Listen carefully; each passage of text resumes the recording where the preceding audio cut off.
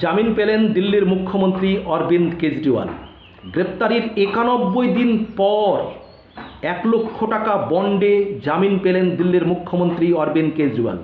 গত 21শে মার্চ আবগারি দুর্নীতি মামলায় ইডি দিল্লির মুখ্যমন্ত্রী অরবিন্দ কেজরিওয়ালকে গ্রেপ্তার করেছিল এবং আদালতে ইডির আইনজীবী দাবি করেছিলেন যে আবগারি দুর্নীতির যে পরিমাণ, অর্থের পরিমাণ, সেটা প্রায় 600 কোটি টাকা এবং এই 600 কোটি টাকার একটা অংশ, কয়েক কোটি টাকা, গোয়ার বিধানসভা নির্বাচন 2022 সালে এই টাকার একটা অংশ ব্যবহার হয়েছিল, কয়েক কোটি টাকা। এবং সেই সঙ্গে ইডি আরও দাবি করে যে ঘুষ নিয়ে দক্ষিণ ভারতের কিছু মদ ব্যবসায়ীকে সুবিধা করে দিয়েছে আপ সরকার। অরবিন্দ কেজরিওয়াল এর আগেও অন্তর্বর্তীকালীন জামিন পেয়েছিলেন ভোট প্রচারের জন্য। 10ই মে থেকে 1 জুন পর্যন্ত তাকে অন্তর্বর্তীকালীন